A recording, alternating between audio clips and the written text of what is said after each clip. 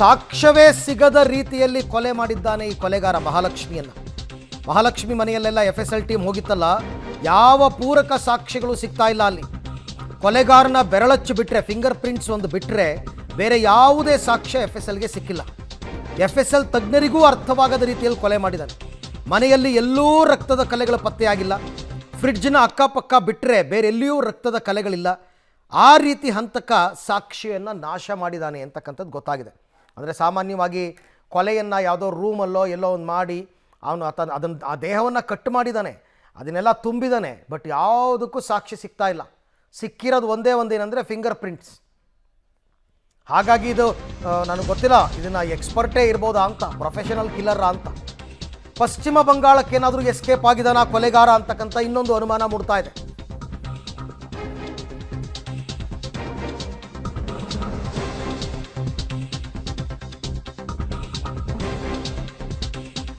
So ಈ ಹಂತಕ ಪಶ್ಚಿಮ ಬಂಗಾಳಕ್ಕೆ ಎಸ್ಕೇಪ್ ಆಗಿದ್ದಾನ ಅಂತ ಪೊಲೀಸರಿಗೆ ಅನುಮಾನ. ಹಾಗಾಗಿ ಶೇಷಾದ್ರಿಪುರಂ ಇನ್ಸ್ಪೆಕ್ಟರ್ ನೇತೃತ್ವದ ತಂಡ ಶೋಧ ಕಾರ್ಯವನ್ನು ಕೈಗೊಂಡಿದೆ. ಪಶ್ಚಿಮ ಬಂಗಾಳದ ಹಲವು ಕಡೆ ಪೊಲೀಸರು ಶೋಧವನ್ನು ಮಾಡಿದ್ದಾರೆ. CCTV ಪರಿಶೀಲನೆ ಮಾಡಿದ್ದಾರೆ. ಕುಟುಂಬಸ್ಥರು ಮತ್ತು ಸ್ನೇಹಿತರನ್ನು ವಿಚಾರಣೆ ಮಾಡಿ ಮಾಹಿತಿ ಸಂಗ್ರಹ ಮಾಡಿದ್ದಾರೆ.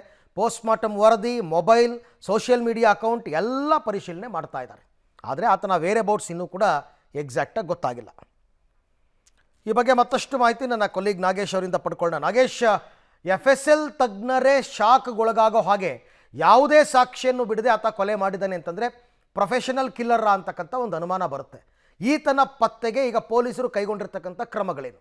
ಅರವಿಂದ್, ಬೆಂಗಳೂರಿನ ವೈಯಾಲಿಕಾವಲಲ್ಲಿ ಮಹಾಲಕ್ಷ್ಮಿ ಭೀಕರ ಕೊಲೆ ಪ್ರಕರಣ ತನಿಖೆಯನ್ನು ಪೊಲೀಸರು ಮಾಡ್ತಾ ಇರುವಂಥದ್ದು. ಘಟನಾ ಸ್ಥಳದಲ್ಲಿ ಈಗಾಗಲೇ FSL ತಂಡ ಎಲ್ಲ ರೀತಿಯ ಸಾಕ್ಷ್ಯಗಳನ್ನು ಕಲೆ ಹಾಕುವ ಕೆಲಸವನ್ನು ಮಾಡಿದೆ. ಆದರೆ ಒಂದು ಗೊಂದಲ ಪೊಲೀಸರಿಗೆ ಇರುವಂಥದ್ದು, ಆ ಮನೆಯಲ್ಲಿ ಶೋಧ ಕಾರ್ಯವನ್ನು ಮಾಡ್ತಿರುವಂಥ ಸಂದರ್ಭದಲ್ಲಿ, ಜೊತೆಗೆ ಅಲ್ಲಿ ಸಾಕ್ಷ್ಯಗಳನ್ನು ಕಲೆ ಹಾಕುವ ಸಂದರ್ಭದಲ್ಲಿ ಯಾವುದೇ ರೀತಿಯ ರಕ್ತದ ಕಲೆಗಳು ಪರ್ಟಿಕ್ಯುಲರ್ ಆಗಿ ಸಿಕ್ಕಿಲ್ಲ ಅನ್ನುವಂಥ ಮಾಹಿತಿಗಳು ಈಗ ಗೊತ್ತಾಗ್ತಿರುವಂಥದ್ದು. ಹಾಗಾಗಿ ಸಾಮಾನ್ಯವಾಗಿ FSL ತಜ್ಞರು ಮತ್ತು ಪೊಲೀಸರೇ ಒಂದು ರೀತಿ ಗೊಂದಲಕ್ಕೆ ಈಡಾಗಿದ್ದಾರೆ ಈ ಒಂದು ಪ್ರಕರಣಕ್ಕೆ ಸಂಬಂಧಪಟ್ಟಂಥ ಅನ್ನುವಂಥ ಮಾಹಿತಿಗಳು ಕೂಡ ಲಭ್ಯವಾಗ್ತಿರುವಂಥದ್ದು.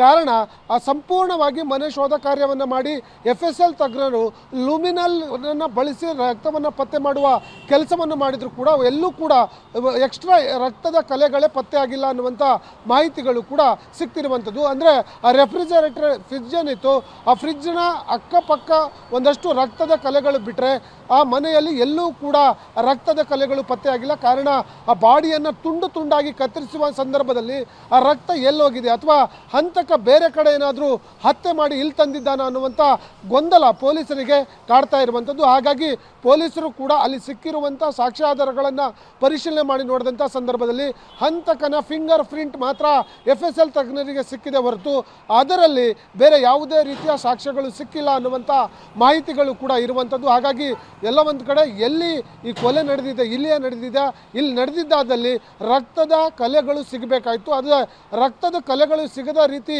ಆ ಸಾಕ್ಷ್ಯಗಳನ್ನು ನಾಶ ಮಾಡುವ ಕೆಲಸವನ್ನು ಹಂತಕ ಮಾಡಿದ್ದಾನ ಅನ್ನುವಂಥ ಅನುಮಾನಗಳು ಕೂಡ ಹುಟ್ಟಿಕೊಂಡಿರುವಂಥದ್ದು. ಹಾಗಾಗಿ ಈಗಾಗಲೇ ಹಂತಕನಿಗಾಗಿ ಪೊಲೀಸರು ತೀವ್ರ ತರವಾಗಿ ಹುಡುಕಾಟವನ್ನು ನಡೆಸ್ತಿರುವಂಥದ್ದು. ಒಟ್ಟು ಸಬ್ ಡಿವಿಷನ್, ಶೇಷಾದ್ರಿಪುರ ಸಬ್ ಡಿವಿಷನ್ನ ಇನ್ಸ್ಪೆಕ್ಟರ್ ತಂಡ ಈಗಾಗಲೇ ಶೋಧ ಕಾರ್ಯವನ್ನು ನಡೆಸ್ತಿರುವಂಥದ್ದು. ಈಗ ಪ್ರಾಥಮಿಕ ಮಾಹಿತಿಯ ಪ್ರಕಾರ ಹಂತಕ ಪಶ್ಚಿಮ ಬಂಗಾಳದ ಕಡೆ ಹೋಗಿರುವ ಅನುಮಾನ, ಅದಕ್ಕೆ ಸಂಬಂಧಪಟ್ಟಂಥ ಒಂದಷ್ಟು ಪೂರಕ ಸಾಕ್ಷ್ಯಗಳು ಸಿಕ್ಕಿರುವ ಹಿನ್ನೆಲೆಯಲ್ಲಿ ಈಗಾಗಲೇ ತನಿಖಾ ತಂಡ ಪಶ್ಚಿಮ ಬಂಗಾಳಕ್ಕೆ ಹೋಗಿ ಅಲ್ಲಿ ಕೂಡ ಹಂತಕನಿಗಾಗಿ ಹುಡುಕಾಟವನ್ನು ನಡೆಸ್ತಿದೆ ಅನ್ನುವಂಥ ಮಾಹಿತಿಗಳು ಈಗ ಲಭ್ಯವಾಗ್ತಿರುವಂಥದ್ದು. ಹಾಗೆ ಸಂಪರ್ಕದಲ್ಲಿರಿ ನಾಗೇಶ್, ಮತ್ತೆ ನಿಮ್ಮ ಜೊತೆ ಮಾತನಾಡ್ತೀನಿ. ಒಟ್ಟಾರೆ ಅವರಿಗೆ ಏನೋ ಮೊಬೈಲ್ದು ಮತ್ತೊಂದು ಮಗದೊಂದು ಏನೋ ಒಂದು ಲಿಂಕ್ ಸಿಕ್ಕಿರುತ್ತೆ ವೆಸ್ಟ್ ಬೆಂಗಾಲ್ನಲ್ಲಿ, ಈಗ ಅವರು ಹುಡುಕ್ತಾ ಇದ್ದಾರೆ.